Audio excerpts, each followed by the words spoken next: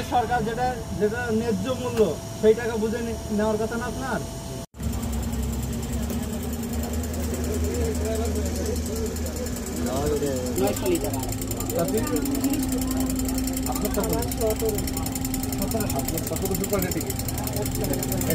এই গাড়ির নাম সব কিছু আছে, যদি কোনো অভিযোগ থাকে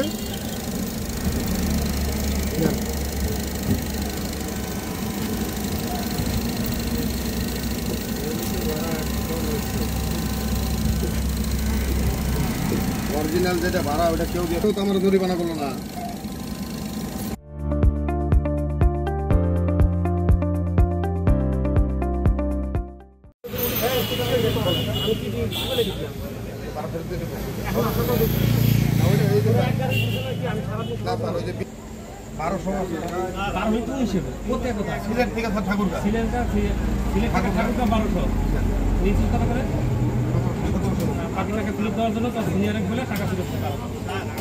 যাত্রীবাহী দূরপাল্লার একটা গাড়ি শ্যামলী পরিবহন, যেটা ঠাকুরগাঁও থেকে চট্টগ্রাম, 1800 টিকিট বিআরটি, 1800 টাকার টিকিট বিআরটি, সেখানে 2300 থেকে 2400 টাকা টিকিটের মূল্য ধারণ করছে। অতিরিক্ত ভাড়া আদায়ের জন্য 15 জনের টাকা 6300 টাকার মতো ফেরত দেওয়া হলো।